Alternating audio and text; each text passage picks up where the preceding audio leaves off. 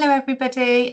Sorry, we're 2 minutes over time. Thank you ever so much for joining us today for our Winter Wellness webinar.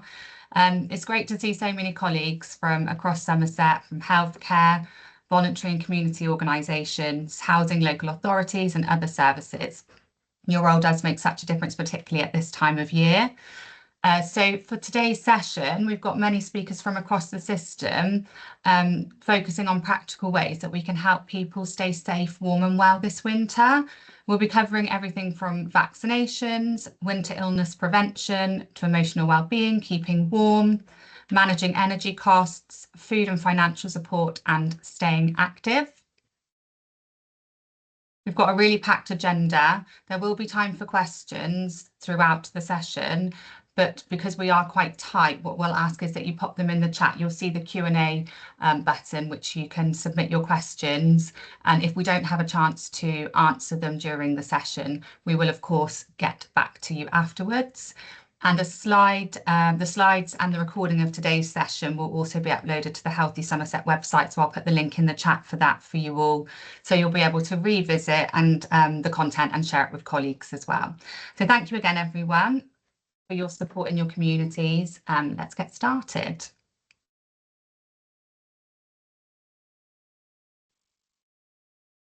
So I'm going to introduce Charlotte, Chloe, sorry, Chloe. Chloe from Somerset Council, who's going to talk to us a little bit about how cold weather can affect health. So exposures to cold temperature has a range of effects on our health, which increase things like high blood pressure, and our libraries across the county offer free loans of blood pressure monitors. There's an increased risk of clotting, suppression of the immune system, and diminished capacity of the lungs to fight off infection. In an average year in the southwest England, there are about 30% more deaths in winter than in non-winter months. The majority of these are adults. 80% of excess winter deaths are people over 75. Other groups who are very vulnerable to health impacts of the cold weather are children in cold homes, who are more likely to develop chronic lung conditions, people living with disabilities and long-term conditions, and people with mental health conditions. Aside from the effects of cold temperatures, snow and ice also cause disruption to service provision, reduce in access to essential services, and increase the risk of falls and injuries. So preventing winter illness. So the UK Health Security Agent is urging vulnerable groups to take up the flu vaccine, as data shows that last year's programme prevented over 100,000 hospitalizations in England. The other prevention is just stay away from others if you can, if you have a high temperature or don't feel well enough to work, washing your hands and catching coughs and sneeze. So NHS COVID-19 vaccinations have saved countless of lives and kept tens of thousands of people out of hospital and helped us to live with the virus without fear or restrictions. This year, eligibility has changed. So COVID-19 is now considered a mild infection for most. The vaccine is for those who are at most risk. So the residents in care homes, all adults aged 75 and over, persons aged 6 months to 74 years in clinical risk groups, as laid out in the Green Book. COVID-19 appointments will be available to book via GP through the NHS app and website. And this year, private COVID-19 vaccinations are also available and cost approximately £100. But this programme runs until 31st of January 2026. Thank you, Chloe.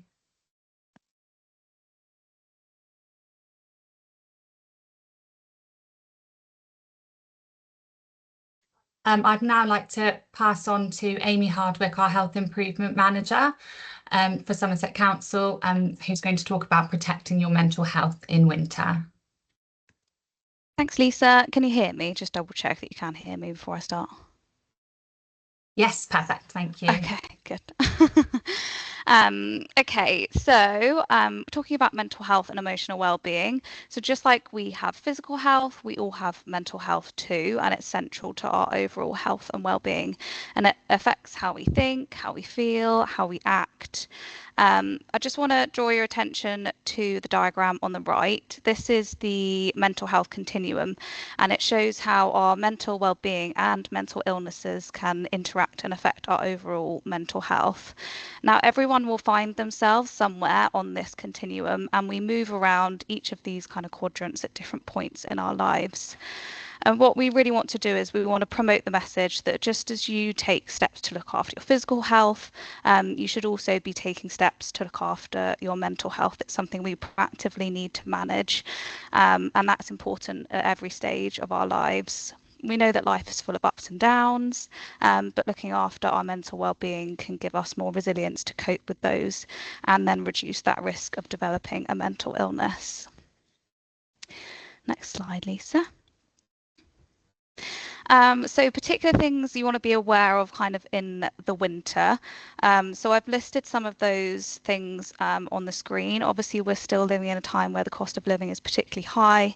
In the winter, that's really challenging because fuel bills go up, puts a lot more pressure on families, particularly older adults as well. We want to be thinking about when we're thinking about fuel poverty too. It's also a really difficult time for people living with a mental illness too, thinking about that kind of social anxiety around the kind of the festive period. There's more kind of social events and there's more kind of expectation, I guess, on people to perhaps like go out and socialize when that actually might be really difficult. Other things to kind of be aware of is for people living with eating disorders. Again, that kind of winter festive period can be really challenging if people experience food anxiety. And also, we know that the clocks have just gone back, and so the days are much shorter. And lots of us, I think, are affected by that kind of seasonal affective disorder, where the shorter daylight hours can really affect our mood and how we feel in ourselves. And also another thing to be aware of is kind of substance use. Again, thinking particularly around the festive period can be really challenging for people, perhaps that have drinking or drugs and have difficulties with using those in a safe way. So yeah, they're some of the things to really be aware of during the winter period. Next slide, Lisa. I know there's lots of words on the screen here. I'm not going to read them all out to you, but these are kind of some of the common signs of poor mental health. I just want to really highlight that what we're looking for when you're kind of supporting people is you're looking for a change in their behaviour or the way that they're presenting, because people can present in very different ways when they're experiencing difficulties with their mental health. So what you want to be aware of is any kind of significant changes in the way somebody's behaving, the way they're talking, the way they're appearing, and use that as a prompt to start a conversation. And obviously we all ask each other all the time, like, how are you doing? And we all often say, yeah, I'm fine, or yeah, I'm okay. But what we want people to do is really ask twice to make sure that that person knows that actually you really are interested in how they are and what's going on for them. And if you can, make that time to have a conversation with them and see what's going on. So yeah, just to be aware of some of kind of the main signs of poor mental health that people can experience. Next slide, Lisa. So how can we promote positive mental health for everyone? There's lots of really great resources out there. So Every Mind Matters is the NHS approved digital hub, and it's got loads of really great expert advice and tips on how we can look after our mental health and well-being. You can create a personalised mind plan to help you take steps to improve your well-being, and they've got things like emails that you can sign up to help you with sleep if that's something that you're finding challenging. And also anxiety reducing techniques and problem solving techniques. Lots of different really helpful resources on there that people can use themselves to build that kind of resilience. On our Healthy Somerset website, we've also got information about the 5 ways to well-being. So they are connect, learn, be active, take notice, and give. And there are 5 evidence-based ways that have been found to promote our mental health and well-being. And again, it's about people building up that kind of toolkit that they can use to increase their resilience, manage stress, and be able to look after themselves in kind of positive ways. We are going to be shortly launching a new version of the Little Book of Mental Health, which hopefully that's a resource that lots of you have heard about in the past. We're renaming it the Little Book of Health and Wellbeing, and we've made it much more of an interactive kind of guide to supporting mental health and wellbeing. It covers the 5 ways to wellbeing alongside tips for managing stress, problem solving, improving sleep, and making healthier lifestyle choices. And we've got lots of, like I say, interactive kind of exercises in there, moments for reflection, and we've also got a link to local support services. So it's a really kind of holistic booklet that covers lots of different aspects of health and wellbeing now. So that will be launching in January, we hope. I say January, early next year. We've also got things like the Reading Well books that are available in our Somerset libraries, and they're a particular collection of books that have been selected because they explore ways that you can look after your mental health and well-being. So you can go into any of our local libraries and ask about that collection. Next slide, Lisa. We've also got lots of great support services in Somerset. So for adults, we've got Open Mental Health, which is an alliance of voluntary sector organisations and the NHS that have come together to provide really holistic support for people struggling with their mental health in Somerset. They provide specialist kind of NHS mental health support, like talking therapies, but they also provide really holistic advice on things like housing, debt and employment, crisis support. They've got volunteering opportunities, community activities, lots of peer support opportunities too, and links to local exercise groups through SASP. So yeah, it's a really great holistic service. They operate a no wrong door approach. So if somebody goes to any one of the organisations that are part of the alliance, perhaps they can't quite offer the right support for that person, they can warmly introduce that person to a different part of the Open Mental Health service. So it's really trying to reduce that kind of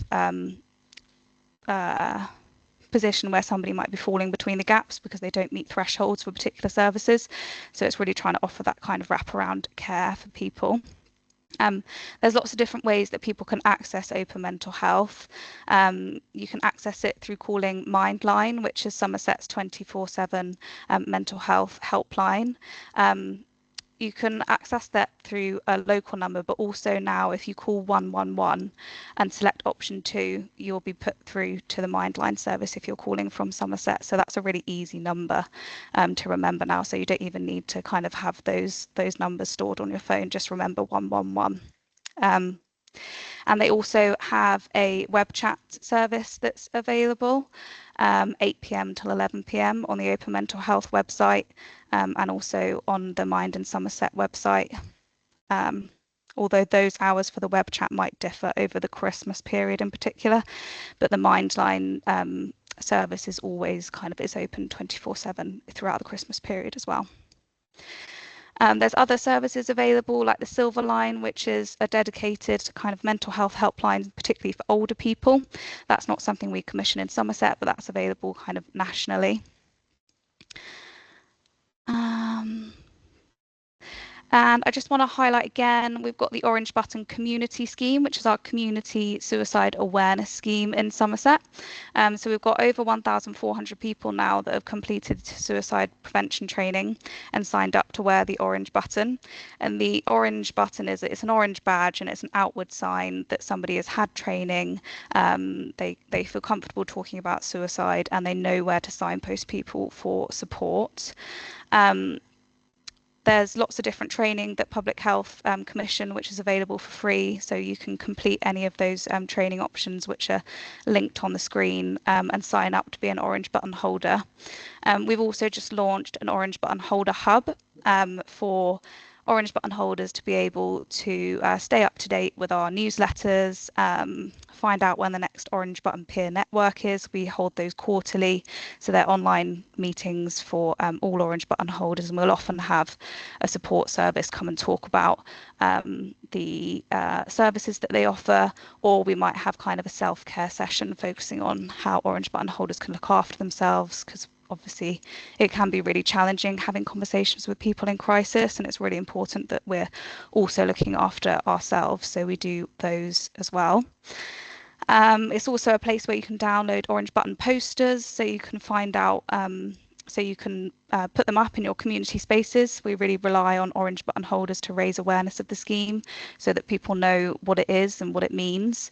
And you can also download useful resources like we have the suicide conversation little Z card leaflet in there, again, which just reminds people of all the things we want to be thinking about before we have a conversation with someone if we're worried that they might be having thoughts of suicide.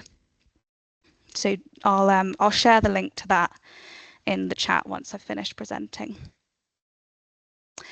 Next slide, Lisa.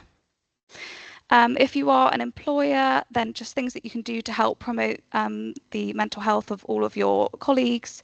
Make sure you have regular wellbeing check-ins. Mind has some really great wellness action plans that you can use to kind of structure those conversations and get people thinking kind of proactively about things that they do to look after their mental health, perhaps signs that they might be struggling with their mental health, so that their line manager is aware of what those signs might be and can help to support that person as much as possible in their role. Obviously, we're still going through a very challenging time in terms of the cost of living, and this is particularly pertinent during the winter. So it's really helpful to make sure that your organisation does have a financial wellbeing policy to support employees. Again, just trying to make sure that creating a safe space for people to talk about their mental health and open up about worries.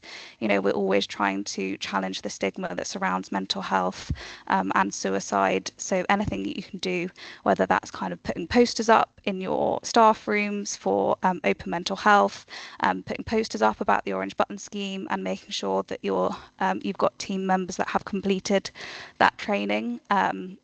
That's really, really helpful, all the things that you can do.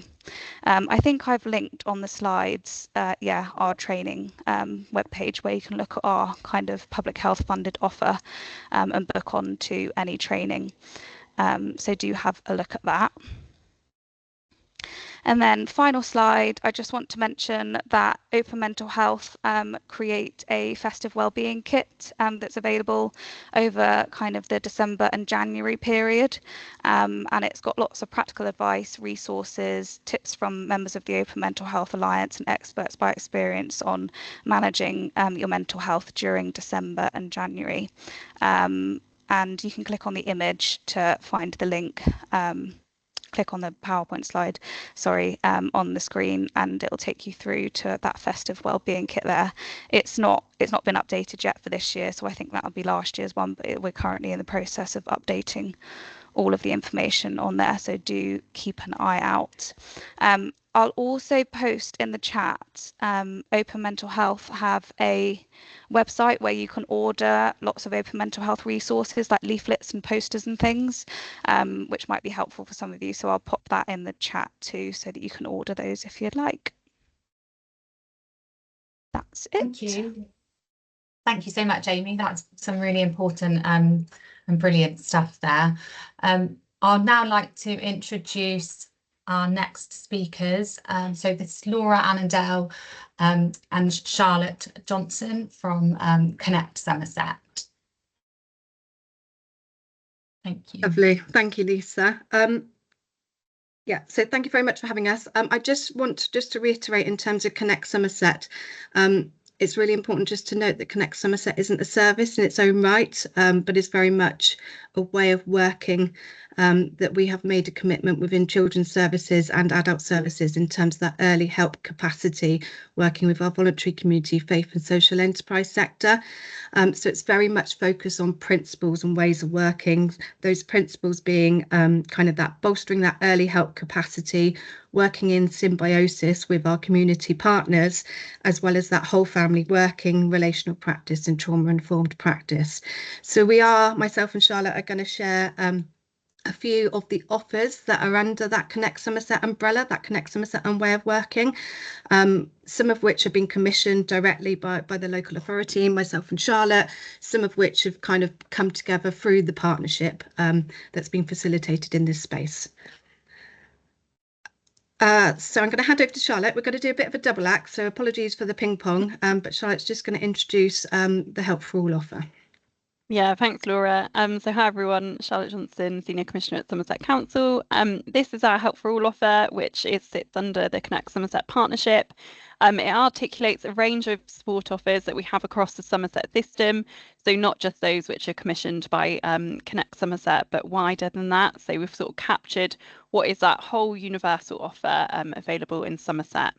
We've then articulated this onto one page, and you can see here a couple of the resources that we have available to promote the Help for All offer. So these are available for you to sort of download, or we can get some printed copies out to you for you to have sort of up and around in the buildings that you utilise as well. It's looking at support and advice for things including money, food, home, health and wellbeing, domestic abuse and problems with drugs and alcohol and parenting.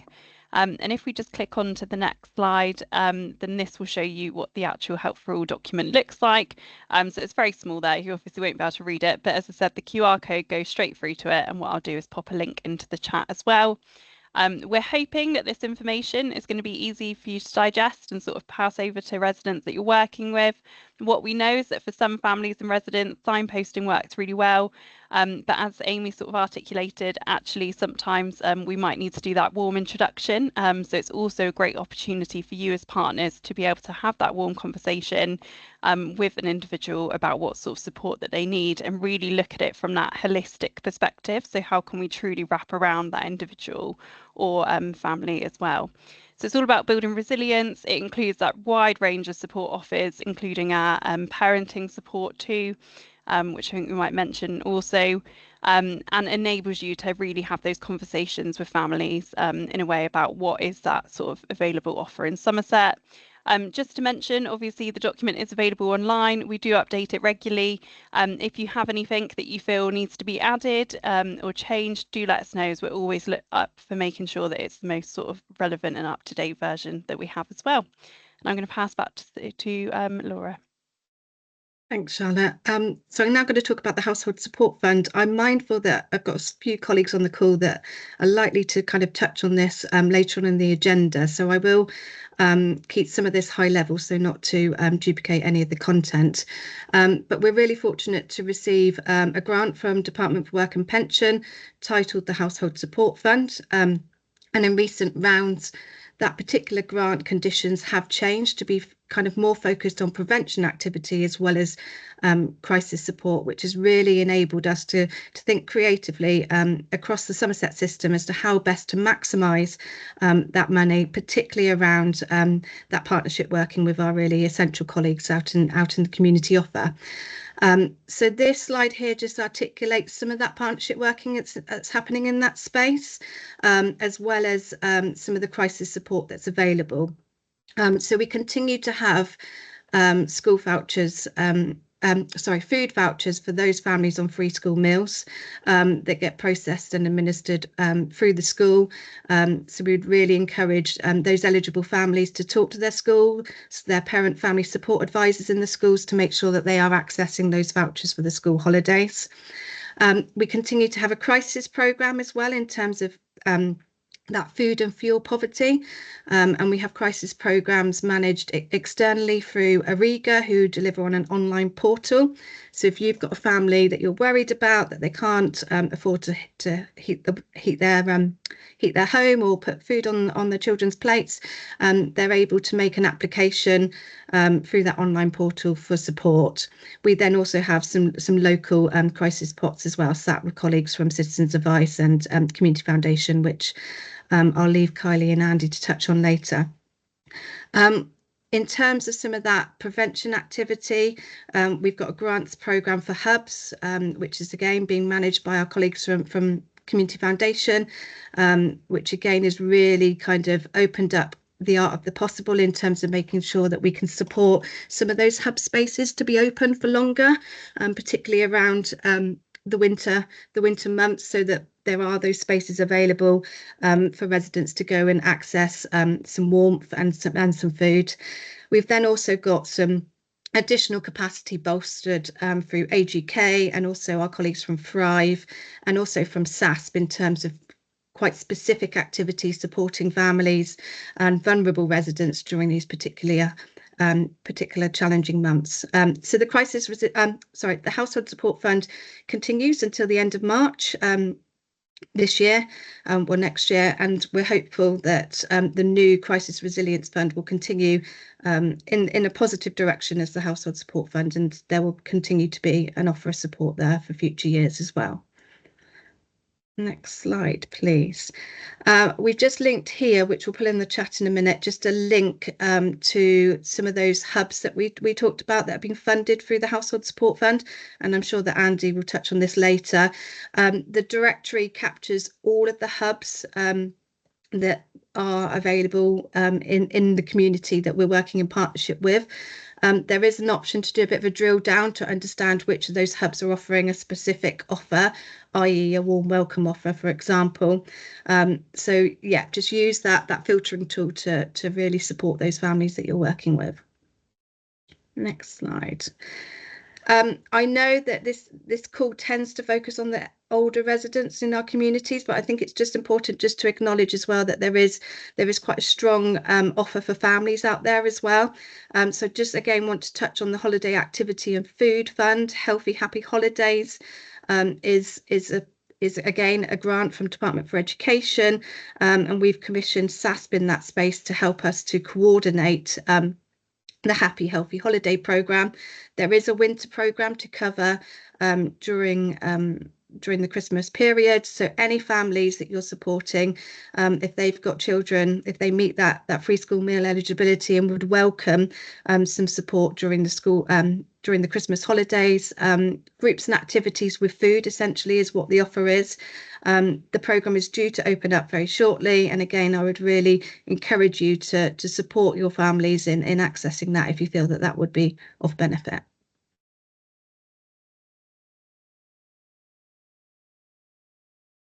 And this slide just kind of does a bit more of a deep dive in terms of that Healthy Happy Holidays offer. The Triple H is counting me. Charlotte, over to you. Yeah, I won't ask you to say Happy Healthy Holidays again, Laura. You do it much better than me.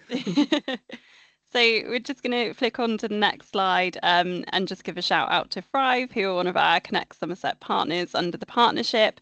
As Laura mentioned, we've got a range of hub offers on that sort of 100 hubs directory list, which again, we can sort of pop the link in for you to access really easily. Included in that is the Talking Cafe offer through Thrive, so you can find that either on that hub link or on the link listed here to all their Talking Cafes across the Somerset area as well. Lots of really exciting developments, including trialling some sort of evening Talking Cafes as well, which are a great way for residents that are usually sort of working Monday to Friday 9 to 5 to actually be able to access that support as well. Village agents are of course on hand all year, but particularly over this winter period as well to help families and residents with anything that comes their way as well. So yeah, just a quick mention to Thrive, and I think that's everything unless there's any questions or anything. Brilliant. Thanks so much, Charlotte and Laura. There's some great stuff going on there. as I said, we'll be sharing these slides after, so people can go through and sort of click the links and get some more information about all that really good stuff. I'm now going to introduce Julian Bellew from Adult Social Care to talk about Somerset Independent Living Centres and Somerset Lifeline as well.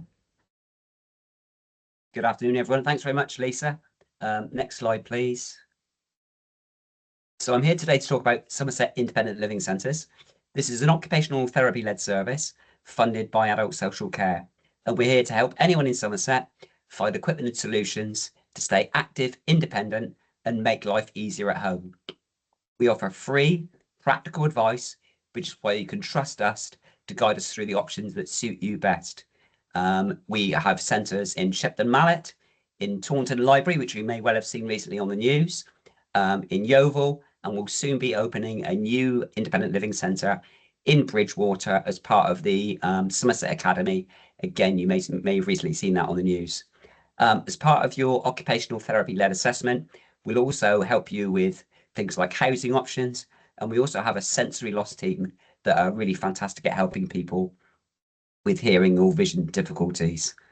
Just to make people aware that if you're having rehabilitation, part of surgery or kind of specific conditions where you're getting support from the local NHS, we don't assess people with those kind of needs, but obviously you can always check when you phone to book an appointment. Next slide, please. As I've said, we're funded by Adult Social Care and we give timely occupational therapy centres.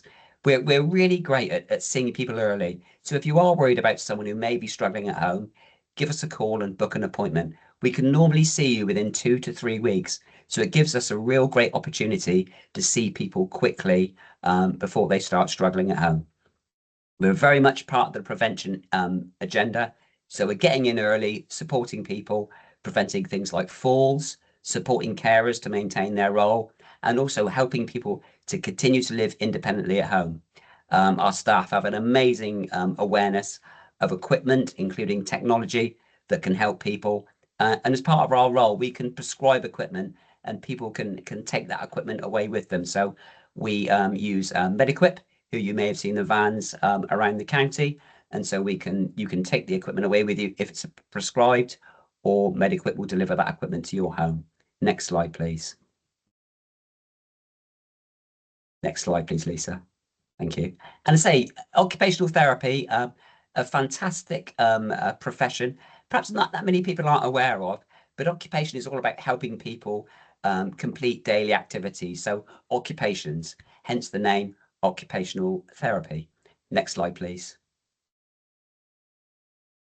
And there's nothing better, rather than me talk about the service, we've got a very short promotional video, which I'll ask Lisa to play for you now.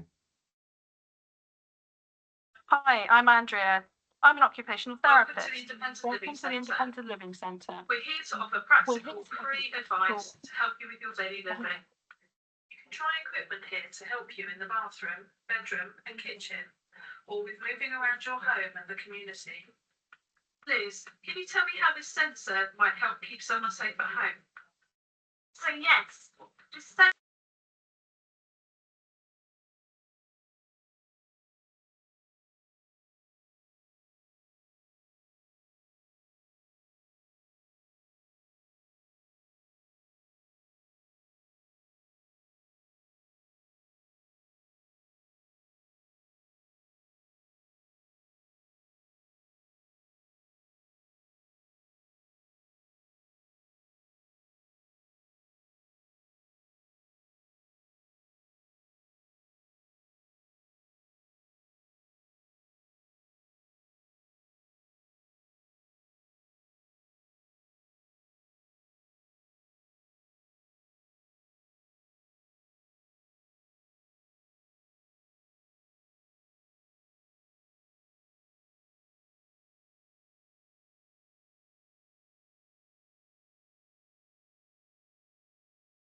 Thank you, Lisa. On to the next slide, please. Thank you. So what happens at a silk appointment?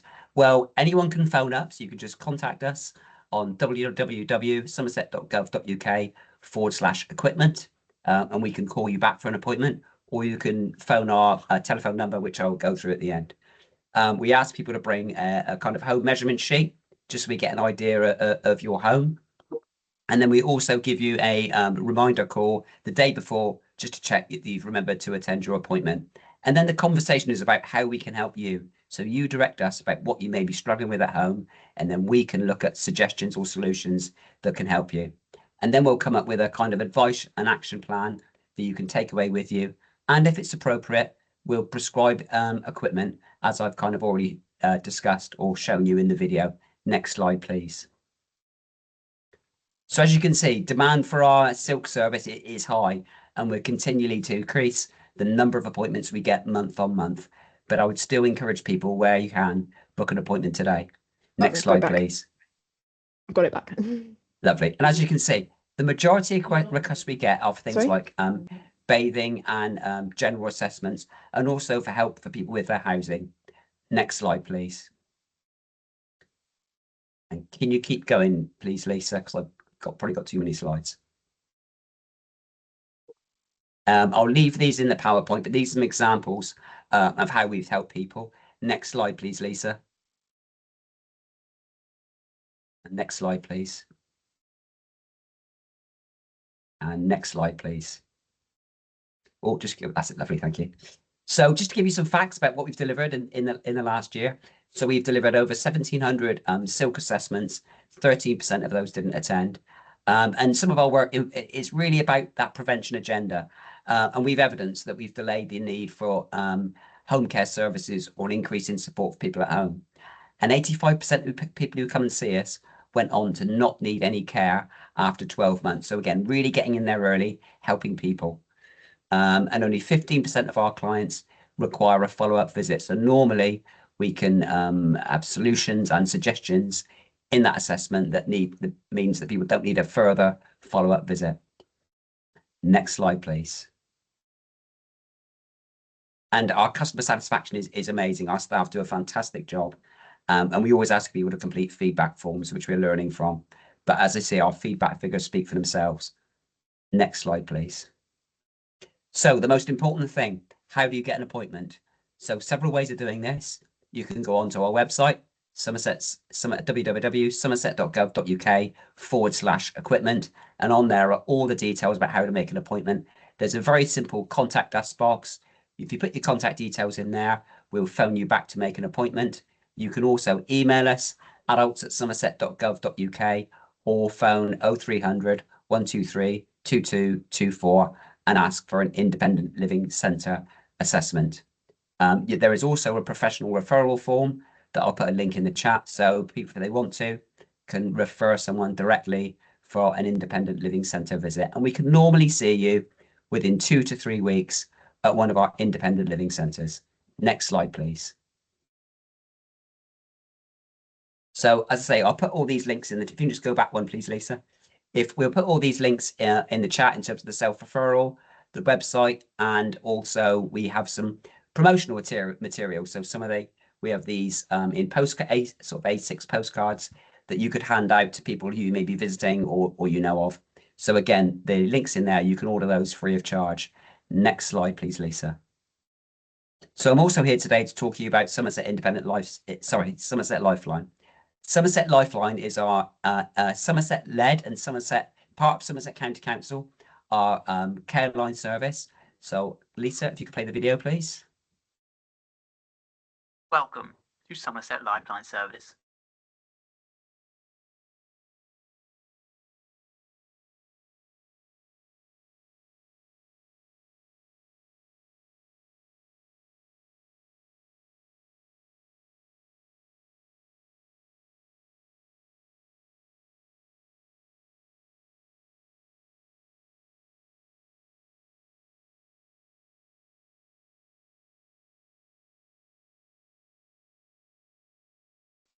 Contact us to arrange your installation or to find out more.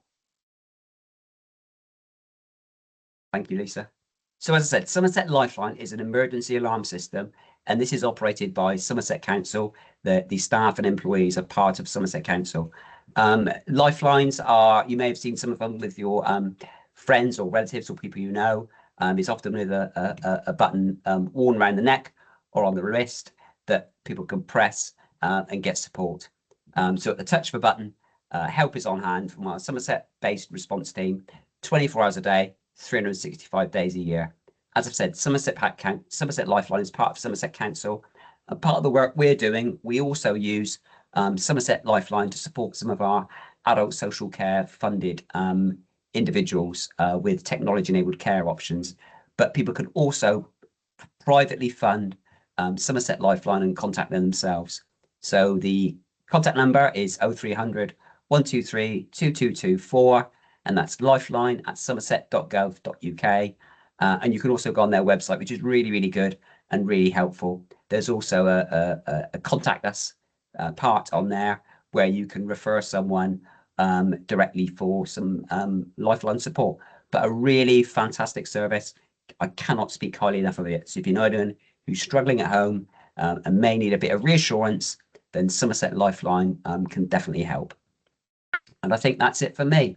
Thank you, Lisa.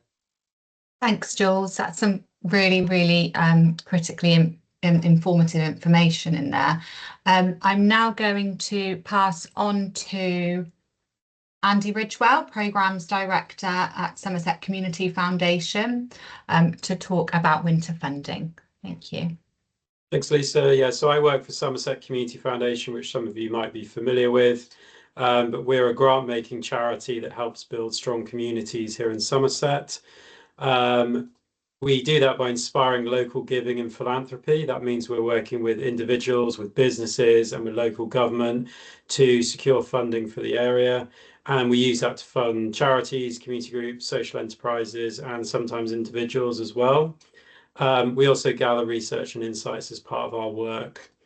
Most of the money we offer out to the community is in the form of a grant, which of course means it doesn't need to be paid back, but we also offer some social investments as well, and that includes a loan part which does need to be paid back.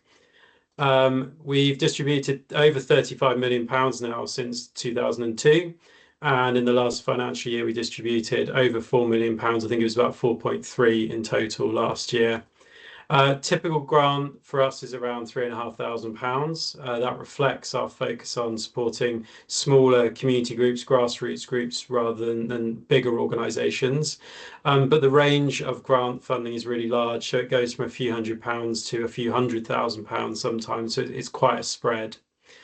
And we award that across multiple funding programmes. So if you go on our website, there will always be 4, 5 or 6 different opportunities with different priorities and focus areas depending on where the funding is from. In terms of our winter funding for this winter, there's 3 programmes I just wanted to flag up to you. The first one is our Surviving Winter programme, which provides grants to individual older people experiencing fuel poverty. We've run this programme for about 15 years now, I think. It's based on a really simple fundraising proposition. If somebody receives their winter fuel payment and they don't need it, then we ask them to donate it to us and we distribute it back out to those who do need it. Obviously, the winter fuel payment is changed now, so I think the future of this is up in the air a little bit at the moment. But for this winter, we're absolutely fine to be running that again. That is distributed via some partners that we work with, people like Village Agents, we work with SAFA, we work with some housing associations to get that money to where it's really needed. And so this winter we will be awarding around about £150,000 of Surviving Winter money in grants up to £500 each per household, although our partners have discretion to do a little bit more if they need to, but generally it's about £500 per household. The next programme is the Help Through Winter programme, and this is being delivered as part of the Connect Somerset offer. And this is we're providing grants to community hubs so they can provide warm welcomes throughout the winter. It means they can stay open, they can extend their hours, they can make sure people are available to offer advice and support and so on.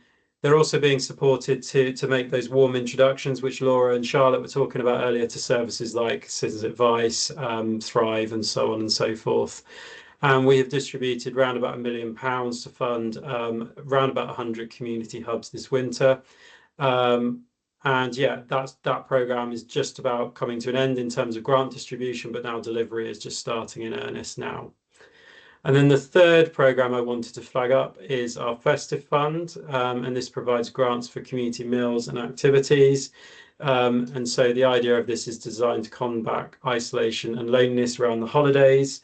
And we will tomorrow be awarding grants of £500 to around 75 communities who've applied for this money. And as I say, those activities will take place between the Christmas and New Year period and around that time. So those are the three main areas of work that we're focusing on over the winter. Thank you.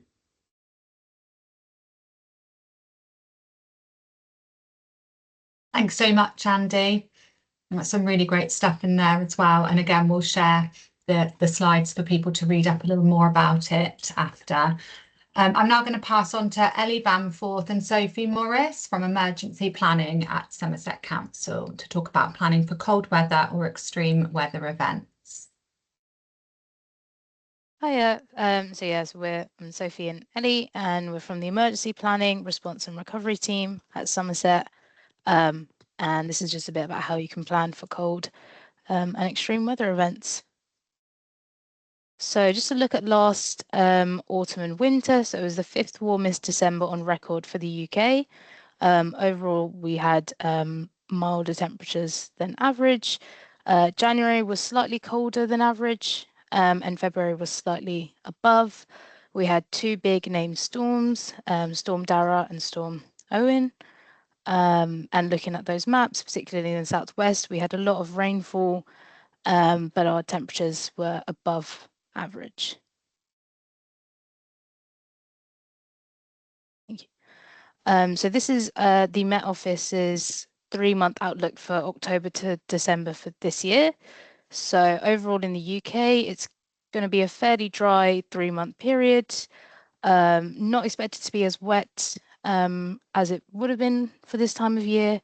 But there is a greater chance of colder weather with winter hazards more likely than usual later in the period. And again, looking at those maps, particularly in the southwest, we're probably going to experience quite a lot of rainfall and windier conditions. And then looking at our overall kind of projections for autumn and winter for this year. So it's going to be warmer, a little wetter and frosty in the back half. So it's going to be likely a similar winter to last year. Not tons of more, so not abnormal levels of rainfall, but a little windier. And our hurricane season has been quite slow to start, but with 50% chance of higher than average activity. But overall, our temperatures should be higher, a little bit higher than average, but yeah, not anything of too much concern. So this is kind of how the emergency planning, response and recovery team will kind of receive our alerts and distribute them. So we'll normally have the alert received by our duty emergency planning officer. We will then review this content and assess how long the flooding is for, what kind of level of alert it is, if we need to get any advice from our partners, such as the Met Office or the Environment Agency, we'll do that. And then if we think that the conditions are likely to impact public safety, then we would issue an alert and continue to monitor it. And if not, we'd still continue to monitor it until the alert has kind of been stood down. So we receive a whole wide range of alerts. So we have the Met Office National Severe Weather Warning Service, the UK Cold Health Alert, the Heat Health Watch, the Met Office Civil Contingencies Advisor will also send us alerts.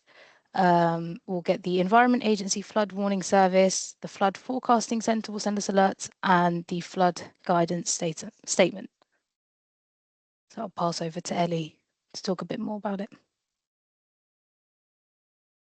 Hi, I'm Ellie. So this is essentially how we'd receive different types of information. So we've got examples of emails that are coming through. So for instance, there's a flood alert saying that there's a flood alert enforced for areas in this example around the rivers Clyde and Clun and their tributaries. Then we've got flood warnings, which is kind of the level above a flood alert, and that's saying that areas at a greater risk of a flood. And we've also got like the yellow, amber, red flood flood warning alerts that I'll go into in a little bit more detail because I think there's something else on another slide about them. And then like the more detailed explanation of the weather forecast. So flood alert, then flood warning, and then severe flood warning in escalating order. Go to the next slide, please. So there are various resources that are maintained through Gov website through the Environment Agency. So we've got river and sea levels for all across the UK. So this is an example of the River Cam showing a trend. So obviously it's peaked on the 10th of May. Shows you what the normal range is. So obviously that's gone quite far over the normal range. This can be useful for particularly for the rivers, seeing if there's flooding coming, because obviously as it travels downstream, you may get advance warning of flooding. The issue, of course, with this is that it doesn't cover the issue of flash flooding through surface water flooding. Next slide, please. Okay, so these are further resources that we can use. So this is the top one with all of those lovely rainbow colours on it. That is painting a not so lovely picture of a storm, and that's who the Met Office has a manager. So that's showing anticipated levels of rainfall as a storm moves over. We've also got a flood forecast guidance statement, which is showing the risks of flooding. It's got the risk matrix that you can see showing that area A, which is in the yellow, is looking at a medium likelihood of minor impacts, and risk B is looking at a low likelihood of minor impacts. Next slide, please. So we've got our flood reporting form. So there's advice and guidance for before, during, and after flooding. You can use this form. It's on the Somerset Council website. If you type in flooding Somerset Council, you should be able to get to this page. You can use the form to report flooding to your property, surrounding areas, or community, and through the questions you can identify what support you need from the council. The availability and timing of the support will depend on the time of day and with the completing information. If you are in immediate danger, please call 999 and follow the advice from the emergency services. The form will take about 10 minutes to complete. Okay, so this is just a little bit more info about the severe weather. As I've discussed, when we get alerts, they arrive in our duty inbox. A lot of the alerts, so for flood guidance and weather alerts, are on a risk matrix impact score. So you've got the green, the yellow, the amber, and the red, and it's an impact is given more weight than likelihood, as you can see from the numbers. So so just because something's yellow, it depends if the likelihood is higher than the impact. For our colleagues within the council, we do have the emergency planning intranet, and we do share any warnings that are essentially going from like 9 to above on the risk matrix. And we are currently devising a system where these alerts can be shared internally using company communicator. And we also look at the whole picture to do a wider comms strategy as well in partnership with our comms team. Okay. And then we've finally got the national cold weather resources. So these are the UK HSA's alerts that go out. They have them both for hot and cold weather. And it's an outlook over the next 30 days with a likelihood matrix attached that indicates whether the thresholds for cold weather plans are likely to be met. And that brings in activations with that. So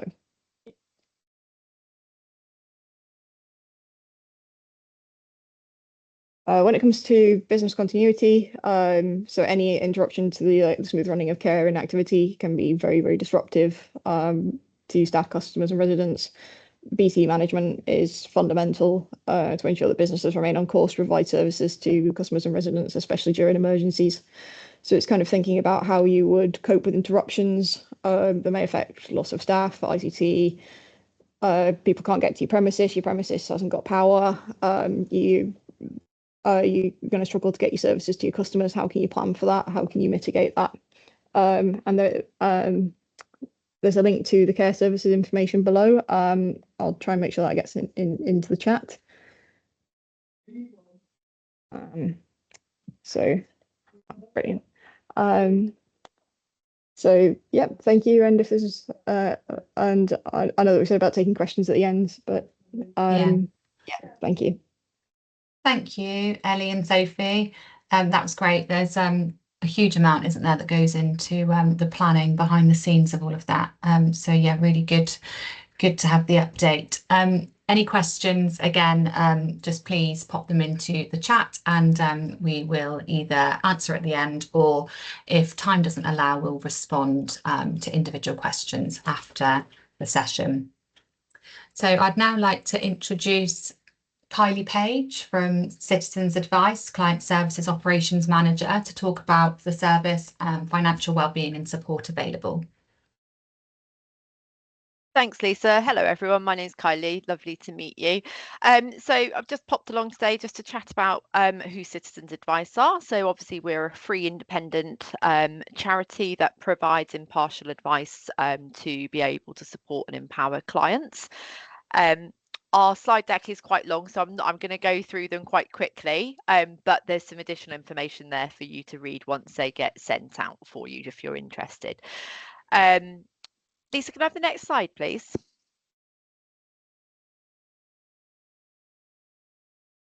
Perfect. So part of our mission here at Citizens Advice is to make sure we give great advice which is easily available and taking early actions to prevent problems getting worse, to support clients with their everyday challenges they may face, and to empower them to be able to take action in the future to support themselves with any other issues that crop up. Next slide, please. So at Citizens Advice, we realise that everybody can face problems, and sometimes those problems are complicated and intimidating. So we deal with a range of issues dealing from welfare and benefits. So when a client comes to us with welfare benefits, we can look at things. We will always support a client to do a benefit calculation, and we'll look at ways of increasing their income, which supports clients to be able to heat and eat, and also look at other benefits, passporting benefits they may be entitled to, always with a view to support and empower them to be able to complete a benefit calculation in the future by themselves, and also to keep an eye on their financial money management to avoid them from getting into debt. We also give support on domestic abuse issues and other issues. So we look at people remaining safe, deal with child resolution difficulties, divorce, many other problems. We also work very closely with the local authority. Part of our homeless prevention team will look at providing advice to clients that may be facing eviction, so we can look at access to housing, defending possession actions and addressing antisocial behaviour. But we also support clients that may be within the private housing sector with any of those issues, but lots of issues that need any housing advice, right down to neighbour issues too. We also have specialist debt projects which will support clients that have taken that big step to come and seek support with a debt issue. So again, we would look at maximising that individual's income. We'll go through a debt exploration with the client and look at completing a financial statement. So that can be supporting the client with repayment plans or other remedies, but also at ongoing budgeting on how to manage their income, to help them manage their money so they can work from each month on an ongoing basis. We can also support clients with applying for debt relief orders and so forth, but we will go through any debt remedies with a client because they're all bespoke based on their individual circumstance. We also support with employment advice, so that could be resolving disputes, obtaining entitlements, addressing bullying, discrimination and compensation treatment. We also have a specialist project working with Connect Somerset and our partners Thrive Somerset, looking at our household support team. So we've got a specialist household support team which are providing income maximisation advice to clients that may be finding it challenging with the most recent cost of living issues. And through that, we will also support clients to apply for charitable grants. I haven't included that on this email. My colleague forgot that slide, but I will email Lisa with some additional information on that, so we can include that in the slide deck. But in short, we will issue and distribute surviving winter grants to clients, and we can also support through our client support funds. So that can include anything from energy top-ups to grocery vouchers, helping with school uniform, and helping households with household items for when they secure new accommodation, or they've faced an extreme financial hardship, or there's a difficulty. So that's an online application, and we do ask for some supporting evidence such as a bank statement, but we would ask that clients contact us first, and we'll complete an exploration to identify if there's any other charitable grants and the right step forwards for the client. Next slide, please. So just a few numbers there for you. So during the last financial year 24 to 25, we helped over 20,000 clients throughout Somerset. That had just over 84,000 advice issues, and we supported clients to gain 9.4 million in additional income. That could be through benefits that was missed, or with helping them find a debt resolution. Can I have the next slide, please? So why are we unique? We provide free and impartial advice. Our advice service can be accessed in a number of different ways. And we understand life is challenging for people. So, you know, we really are there for the clients to support them to find a way forward. Any client that contacts us will go away with a resolution. If we don't know the answer, we will certainly signpost them to the right organisation for them to get that under ongoing support with their issue. Next slide, please.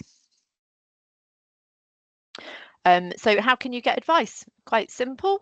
You can contact our generalist legal advice team, so they can give advice on almost every topic. That's we're very lucky. We've got over 100 volunteers that support to deliver that advice in a variety of ways. That's across our free phone advice line, or through one of our community access points across the county, or through digital advice. We are also part of the Open Mental Health Partnership, so we work with our colleagues to support clients that have ongoing mental health conditions and may need a little bit of support. And we also have a litigants in persons project, which is aimed for survivors of domestic abuse who have legal issues and aren't eligible for legal aid. Next service. Worth noting, we also have a few more specialist projects, such as our debt projects, our housing projects, Macmillan, and multiple sclerosis. Can I have the next? Thank you. I think I've covered that. Next slide, please, Lisa. I went a bit fast, sorry. So how can you contact us? You can contact us on our free phone helpline. Really interestingly, we're going to be launching a new phone service, which is going live on the 24th of November. So currently at the moment, clients that contact us will be put through to National Citizens Advice, and then that comes through to us, and there's quite a long wait time. So we've recognised the difficulties some clients may have in contacting us, so we are launching our own phone system and taking control back of our phone service to clients within Somerset. So hopefully they'll be able to get through in a few minutes, and that'll be a lot simplified. The phone lines are open between Monday to Friday, 9 till 4. You can also contact us via our web form on our website. It's a really simplified form. If you can manage social media, it's really easy to kind of just populate. We also have 14 community access points across Somerset. Those range in various community settings across from food banks and to our main site offices. So people can pop in and get those services. Our co-ops, it is a sit and wait service. Most of them do tend to work between 10 till 2, but the full details are on our website. with an interactive map, so you'll be able to see where your nearest local website is. Next slide, please.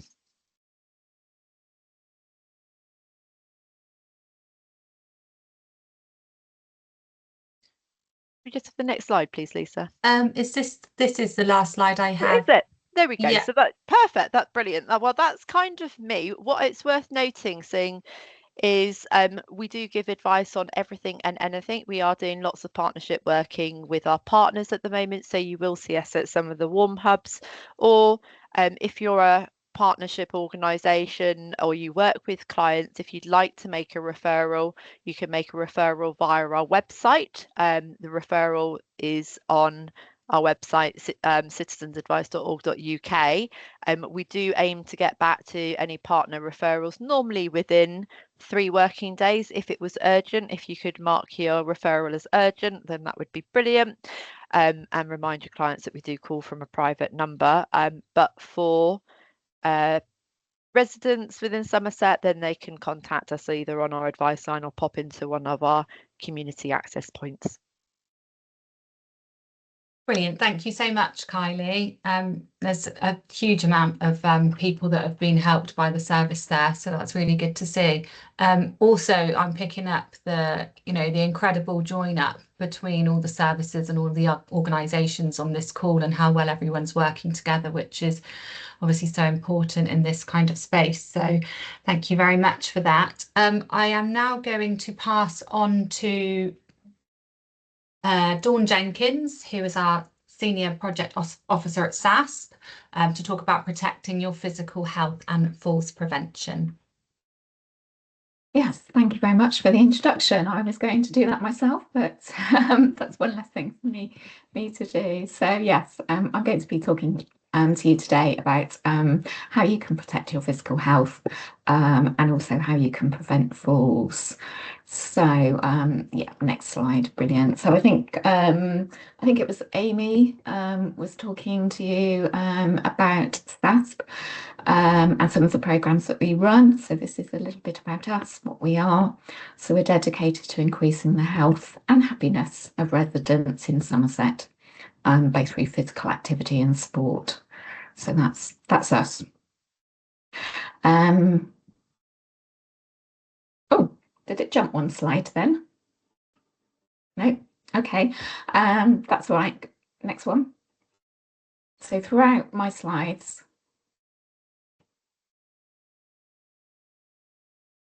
do you move? Next slide. Oh, did you want me to jump onto the next slide, the winter care? Yes, please. Sorry. It's all right. I thought there was another slide before that. But so throughout, so just to let you know, throughout my presentation, I will also sort of be talking about the NHS Southwest campaign, Every Move Matters. And I'll talk more a little bit about that in a moment. But just to say, why winter can be risky in terms of physical health. I know we've touched on it. So shorter days and colder weather, we tend to do less activity. Slippery surfaces, it's an increased risk of falls. Cold homes can make your joints stiff, your muscles stiff. And it's also really difficult to get moving when you are cold. And also we know that the winter we have less sunlight, so lower vitamin D, which can cause weaker bones and muscles. So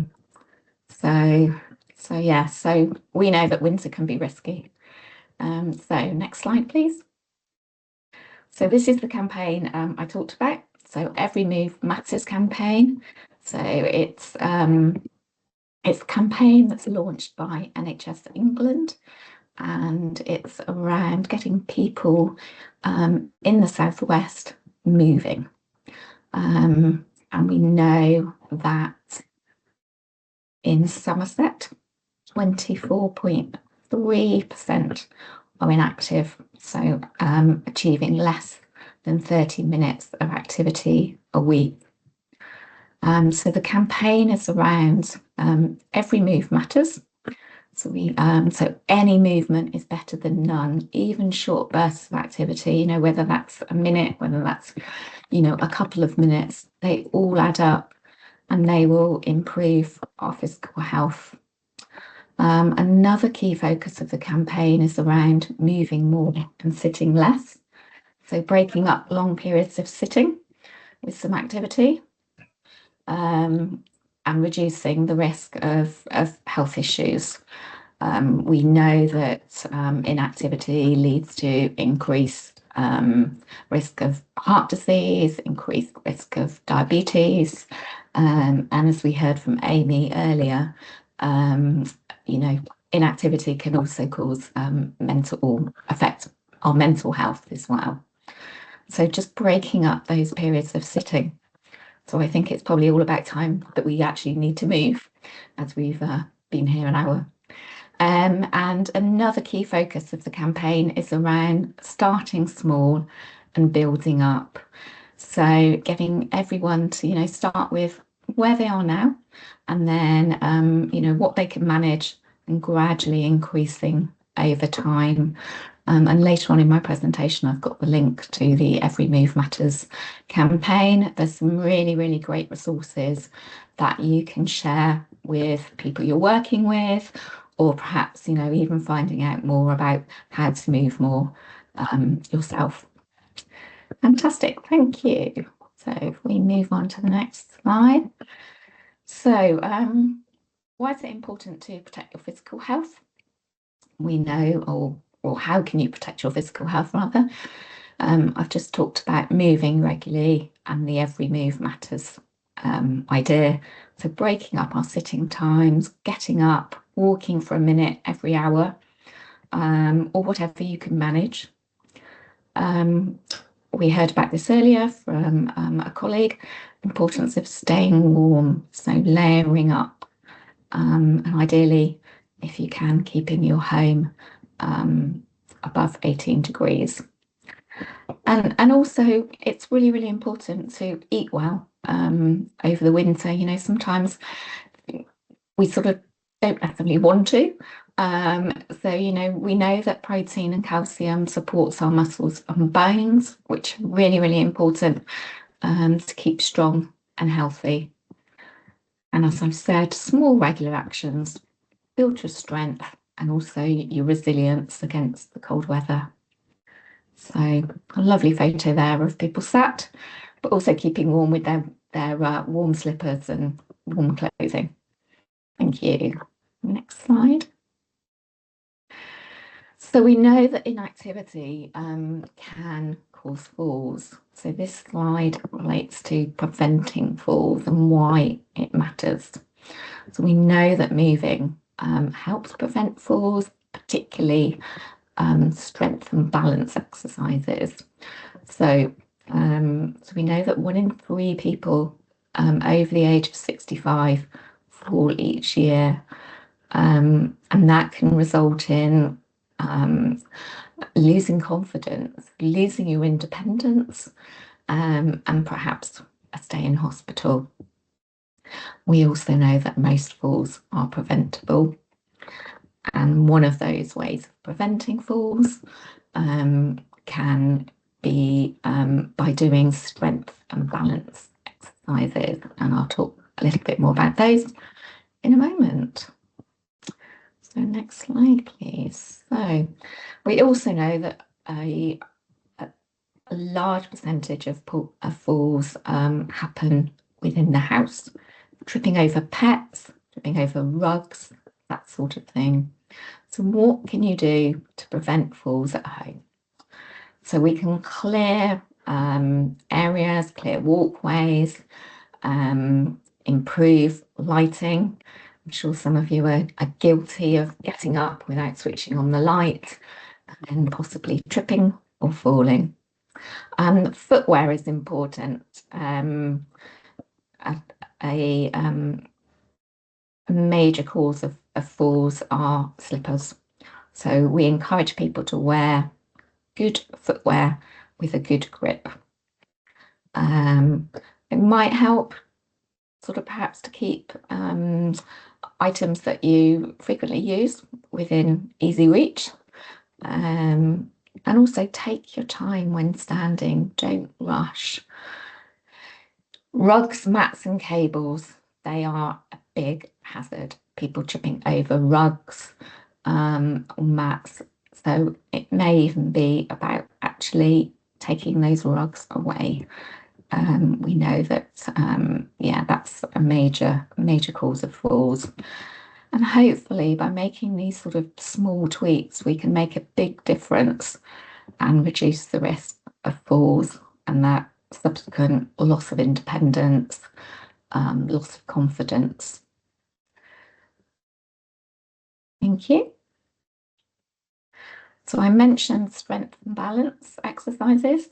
These are the best protection. So we've got someone here in the image doing some leg strengthening exercises. So simple movements. So standing or sitting, if you're sitting in a chair, standing up, sit to stand from a chair. Really simple exercise that can strengthen legs, also work your balance. Heel raises. So lifting your heels, whether that's seated heel raises to strengthen the ankles, whether that's standing heel raises. You can always hold on. I quite often get people to do this using their kitchen worktop. So they've got something really safe to hold on to. So heel raises, toe taps, again, able to help with movement and also strength. Another good idea is if you're confident enough, or the people you're working with are confident enough, standing on one leg. So this can be done, you know, as I said, at the kitchen work surface, or even if you're confident enough to when you're cleaning your teeth, if you're stood in a supermarket queue, all of those sort of things, you know, it adds up to that. Every movement matters. And we know that, you know, little and often makes that big difference. Yes. Okay, next slide. So I've put this slide in because I know sometimes, particularly if you're working with people and you're thinking, how can I have that conversation around how do I get this person I'm working with moving? So sometimes it can be a really, really difficult conversation, particularly if that person, you know, doesn't really see the value of movement, you know, to improve physical health. And that's what we do. So we have this training, Move More and Live Longer Better training that you can sign up to. So it helps, it gives you strategies, it gives you ideas, you learn from others how you can have those conversations. So please, please, please do let me know or check out our website. The link is there if you are interested in that workforce training. Okay, next slide, please. So what have we got available in Somerset to prevent falls? And I'm hoping the links haven't been added, but never mind. So all this information is on our website. So SAS, we deliver.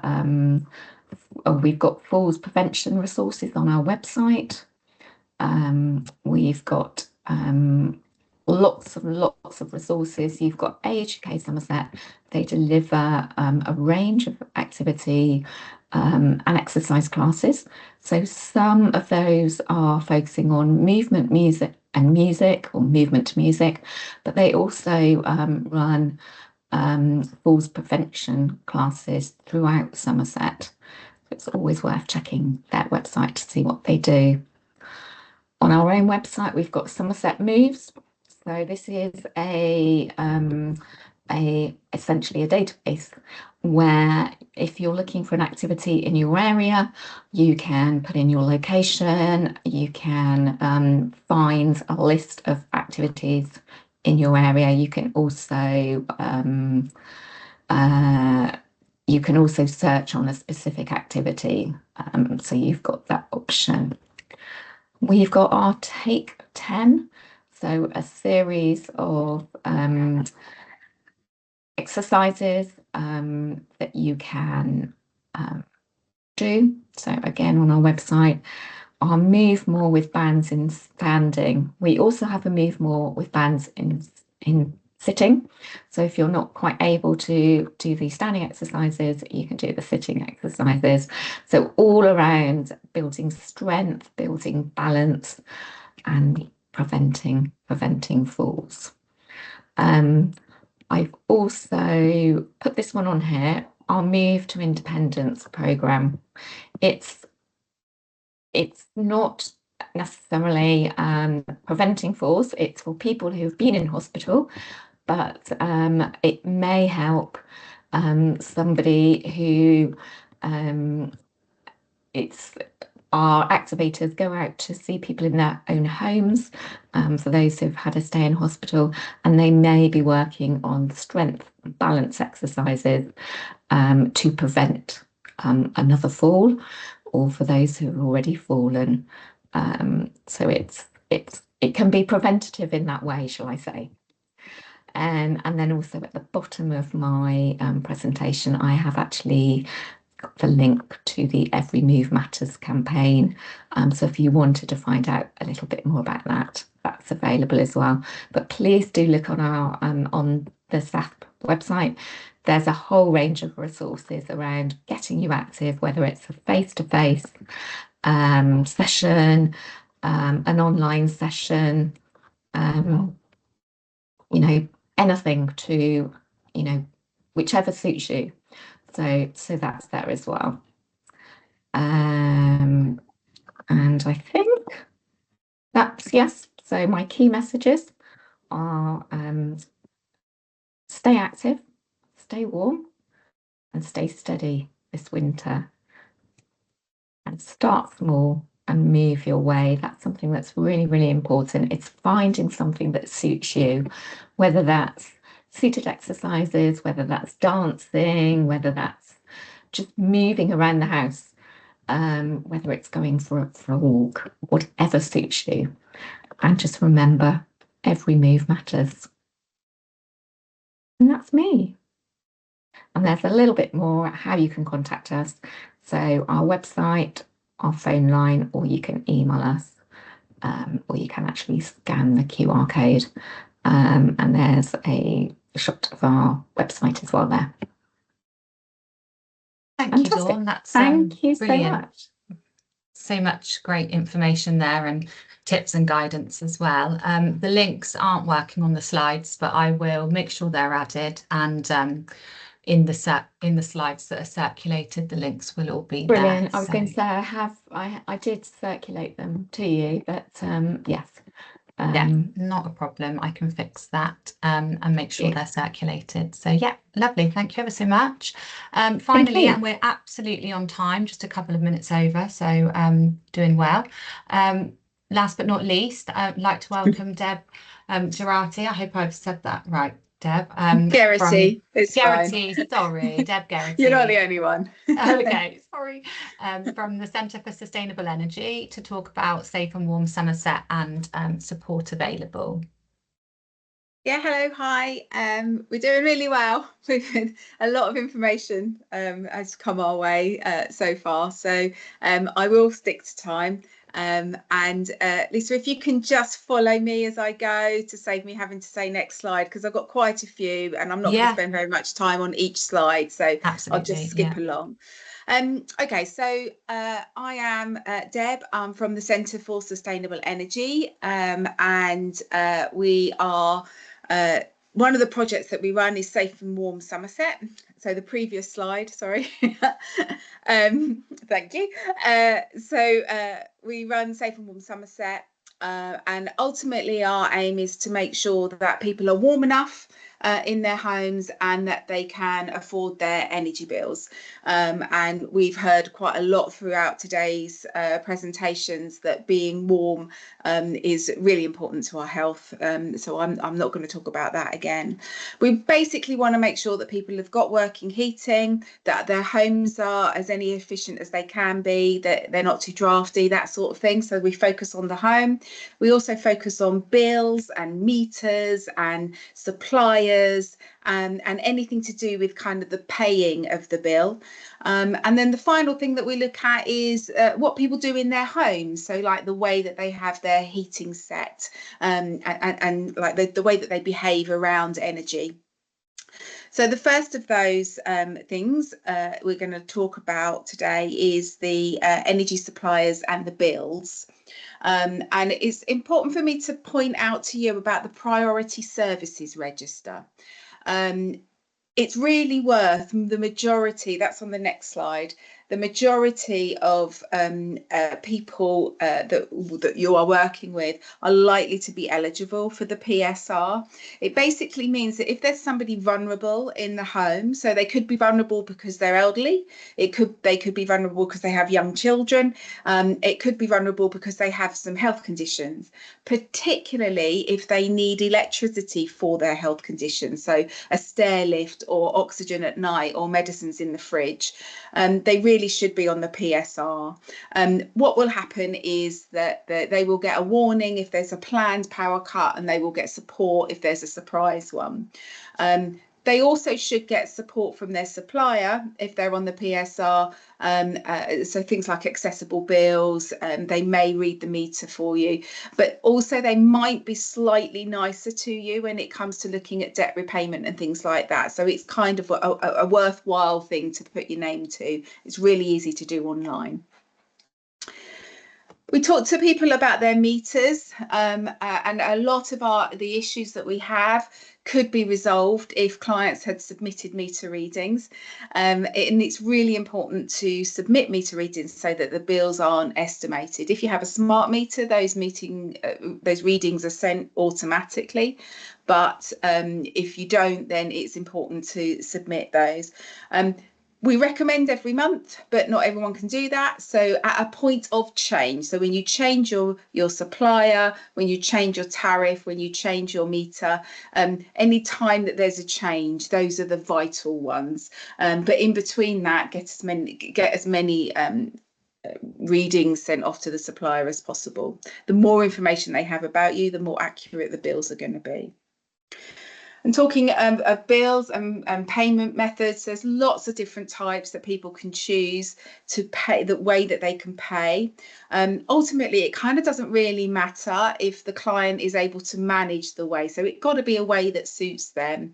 But we always talk about the annual usage because that's a really interesting and useful figure to know.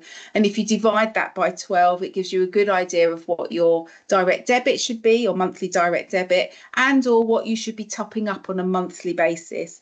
Many people that have prepayment meters struggle in the winter because they haven't overpaid during the summer, and they find it difficult to find the money to pay for the bills for the heating in the winter. So that's a really interesting and useful tip. We do manage people's debts. But to be fair, if they've got a very large debt or if they've got lots of little debts, we will refer to a debt specialist, a debt advisor. But it's the main things that we will be doing is checking that the bill is actually correct, so i.e. submitting a meter reading, and checking that the meter is the right meter.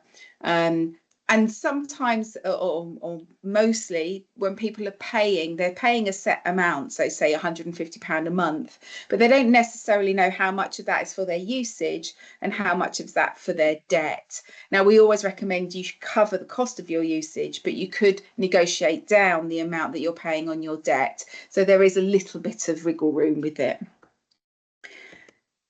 Switching is really important. If you haven't switched for a while, say over a year or so, then you're paying more for your energy than I am because I switched recently and I am on a fixed tariff. Those that are not on a switch tariff will be on the standard variable rate, and that will be paying more per unit of energy than those that have switched. So I recommend that you switch, and I recommend that you stick it in your diary to remind you to switch again when that deal comes to an end. We also talk about home improvements, and that comes when we're looking at things like insulation and draft proofing and changing and upgrading your heating and that kind of thing. So insulation, that will, there's lots of different types. To be fair, whatever type of home you have, there will be a type of insulation that you could install. And ultimately, what you're trying to do is reduce the speed at which the heat escapes out of your home. So on the next slide, there's some pictures of the classic loft insulation, but also of the insulation that you can have pumped into your wall, so cavity wall, but there's solid wall insulation as well. That slide didn't move on, but I'm moving on to the next one, which, there you go, there's some pictures, and then I'm moving on to this one, which is draft proofing. So draft proofing is actually really important. Also, you can lose 15 to 25% of your heat through drafts, and if you have a leaky home, as we refer to them, it will be really worth plugging up those leaks and covering over those cracks that you might get in your front door and your windows, those sorts of things. It can be really simple and easy to do. It can be done on a DIY basis, and it can actually save you, a few £100 a year. So it is kind of worth doing. If you live in a rented property, or if you live in a listed building, for example, sometimes you don't have many other options in terms of like renovating your home, but draft proofing will definitely make a difference to those particular homes. Damp and mold is an issue that lots of people have, and we spend quite a lot of time advising people on how to manage their damp and mold. Often people want to blame the landlord or blame the condition of the home for the damp and mold that's in there. However, the majority, not all, but the majority of damp and mold issues can be rectified and definitely improved by changes in behaviour. So we always recommend that you trap the moist air you're producing. So when you're having a shower, you trap it in the bathroom by shutting the bathroom door. And then you open the bathroom window to allow all of that moist air to leave the home. So i.e. when the mirror is then clear, you know that all of that moist air has left the building. And that's essentially the most simple thing that you can do. But don't leave the window open all the time, because if you do that, the walls will get colder, and when the moist air does produce, it's going to be easier for it to condense and cause more damp. So there's quite a lot of things to kind of think about. But we talk to lots of people about this a lot of the time. So we've got a huge amount of advice to support individuals with the situations in their own property. There are lots of grants and funding available for anybody that wanted to improve their home. If you have a low EPC, so if your home is not very energy efficient, then you are more likely to get a grant. It's not always based on your income, but obviously if you're on benefits, you are more likely to get a grant too. But if you know of anyone that needs upgrading, then please get them to get in touch with us, because we will be able to advise on what the best and the most recent grants are available, because they change all the time. So in terms of what we do around the house, heating and hot water is the most expensive thing that we do. Ultimately, what we're trying to do is make sure that they're warm enough, but not wasting energy or money in the home. But it is a balance. So, there are lots of things that we can do, but I would also always suggest, if you're going to be advising anybody on energy, I would be asking them questions about their heating and their hot water first. If you reduce your thermostat by 1 degree, you will save 10% of the cost of your heating. So it's a huge amount of impact that just adjusting that can happen. And then heating the house when you're not in it, and heating the house when you don't need to, can also, if you stop doing that, then that can make a big significant financial impact into your home. So there are lots of different types of heating, and I'm not going to go into them now, but we've got the central heating, and there's also electric heating, so air source heat pumps and night storage heaters and central heating. They all have very different controls and different ways to manage. And we've got all the advice that anybody would need in order to do it to suit them in the way that they live in their homes. Hot water is also a thing that we can potentially, and we don't really know that we are, because it's in the tank's in an airing cupboard with the door shut, so we don't necessarily notice. And we can waste a lot of energy that way, particularly people that have got electric heating. On economy 7, it really tends to eat a lot of energy if it's not set correctly. So we can advise on that too. Just want to draw your attention to this chart on the next slide, that you can see that the heating and hot water is the majority of what we spend our money on. So we can talk to people about, you know, their air fryer or turning the lights off or unplugging the TV when you finish watching it, but nothing is going to make more of an impact than sorting out your heating and hot water. So always think about those things first. And then that's it really, the final slide. If you want to make a referral to us, you can do that by, and I'll put them in the chat. So you can do that by emailing us. We have a secure form that you can complete on our website. And we also have a Monday to Friday advice line that people can call for advice. And I would say that if you want for your staff within the place where you work some advice to help them, because lots of people are on low incomes and could do with the advice themselves, and we're very happy to do that. Or if you would like us to talk to you in terms of how you would support your clients, we can come along and do some training for any events that you would like. But ultimately, my final message really is, if you know of anyone that is going to be cold because they either don't have an efficient home or efficient heating, or their heating is broken, or if they're choosing not to turn it on because they're concerned about the cost of living, then please refer those people to us, because there may be something that we can support them with. There's lots of financial support that we've already talked about, and there's some additional ones that we have access to. So I think it's really important that you share if anybody is like in crisis really and is likely to be cold. Thank you very much. Thank you, Deb. That was some really good information there. Lots of great stuff that we can include in the slide pack for people to look over after as well. So that brings us to the end of the session today. We are a few minutes over, but not as much as I'd thought. So everyone did a great job in their presentations. I'd like to say a big thank you to all our speakers for sharing their insights, and everyone also today for attending. And for your time and commitment to supporting residents this winter.